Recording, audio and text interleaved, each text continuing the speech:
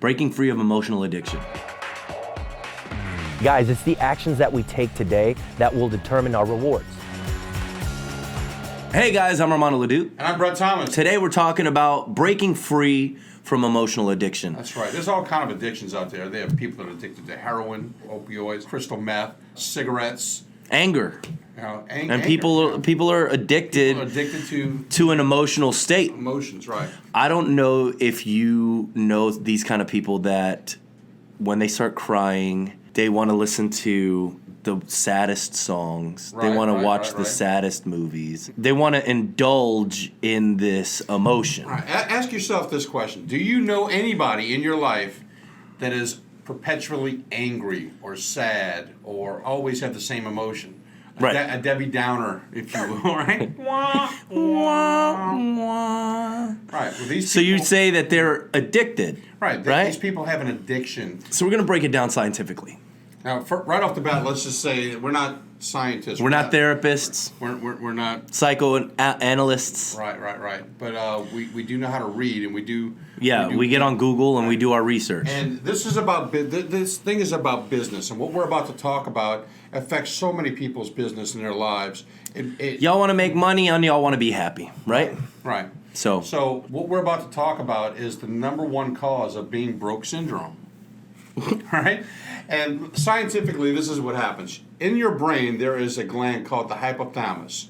And its role is to release peptides, or let's just say chemicals, into the mind, which then go into the body, which lets your body know this is what we're feeling right now. For example, if you have antelope grazing in a field, a bunch of lions come running up on them, the hypothalamus starts squeezing out that chemical adrenaline that makes them run. And they feel fear, and they run. And what happens in the animal world is when the chemical is gone, when they stop running and the danger is gone, those antelopes go back to grazing in the field. They're not thinking about, oh my God, right. Did you see what happened just now? They just end. But humans can't do that. Well, they can, but humans are not wired to easily do that. Well, I feel like it's based on experience as well. You know, definitely a lot about your upbringing and a lot about the people that you hang out with. Mm-hmm. You know, all of these things are factors in your thinking and in your emotional state. And every emotion, or every chemical that's released from the hypothalamus, it has an emotion attached to it. Right. All right. Now, I'm not going to go into what chemicals are called, what peptides or which, but for example, I have a friend that's always sad. Mm-hmm. He's always feeling sorry for himself. And he's addicted to that emotion, just like anybody would be addicted to smoking cigarettes or doing heroin. And the problem with this is, if you are addicted to cigarettes, you have to consciously say, oh, I need cigarettes. You have to go to the store, you have to buy cigarettes, and then when you're out of cigarettes, you have to go back to the store and you buy more cigarettes. Right. All right? Well, with an emotional addiction, all you have to do is think. Yeah. How easy is that?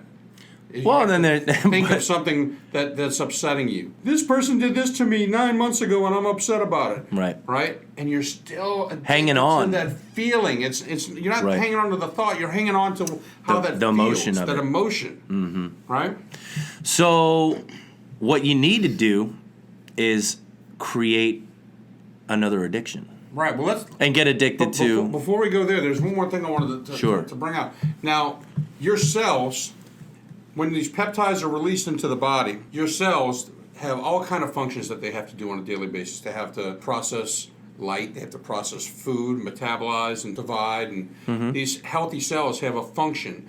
And when you bathe these cells in these negative emotions, which lock onto the cells, it's like having a phone or a computer that has too much stuff running. It glitches up. It causes premature aging. It causes disease. It causes being broke syndrome. Being broke syndrome, right. It causes stress on the body, and if your body's continually stressed, then disease... And that will kill you. Right. That will kill you. Kill you. I know a lot of my friends that are working the 9 to 5, and they hate their jobs. They hate going through the same things over and over again. And I mean, what is the definition of insanity? Doing the same thing over and over again and expecting different results. Right. I feel like I'm always preaching about why are you allowing yourself to be in a situation that isn't making you happy. Your life is short. We have very short lives, right? We have very short life here. And what are you wanting to do with this life? You know, there's so many possibilities. When people tell me that they're bored or they tell me that nothing's happening, you're just not applying yourself, or you're not digging deep. And you have to figure out who you are, right? And in order to figure out who you are, you have to quiet the mind. And you have to bring meditation into your lives. Absolutely. Write. I write 3 pages a day, every day, religiously. If I didn't, I would be lost. I would have stress.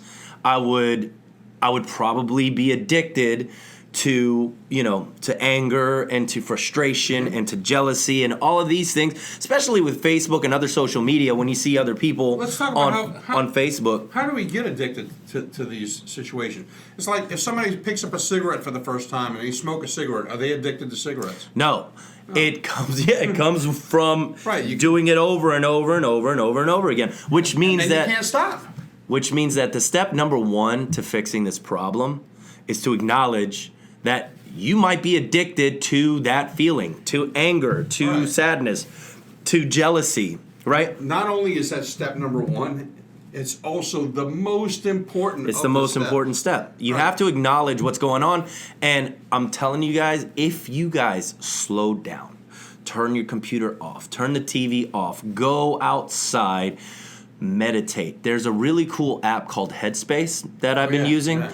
Please get it. It takes you through a 10-minute to 15 to 20-minute meditation. Every time I do it, I'm extremely uncomfortable at first because my brain just goes a mile a minute. Mm-hmm. And so I have to train myself to slow down, to be present in the moment, right? And to acknowledge, okay, doing these self-analyzing, right? We need to self-analyze on a daily basis because things come into our lives and we start to notice patterns. But if you don't understand what your patterns are, whether you go to a therapist, whether you're doing it yourself, but you have to take these moments.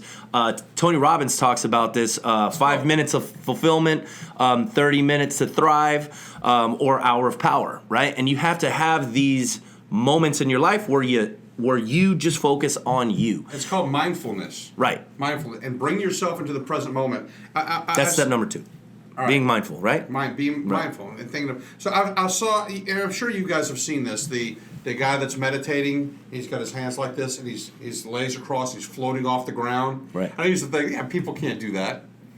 Well, now I know what that means. When I meditate, I actually feel when I get to that point where I'm in the present moment and everything melts. My eyes are closed, and everything around me melts away.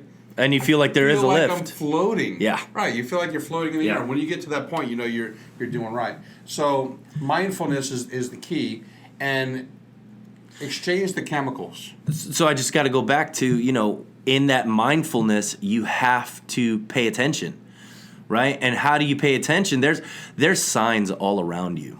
If you're looking for the signs, they will be there. I don't know what you believe in, whether it's the universe, whether it's God, Jehovah, Allah, whoever.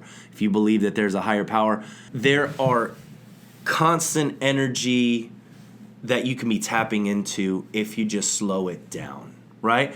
Go, why am I feeling angry right now? What is the purpose? Take a minute, do some breathing, right? And this is step number 4. This is a really cool... I'm not sure exactly where I learned this. It could have been from my opera training back in college. But breathing, right? You have to breathe in for 4 counts. Hold your breath for 4 counts. Breathe out for 8, right? So you're going...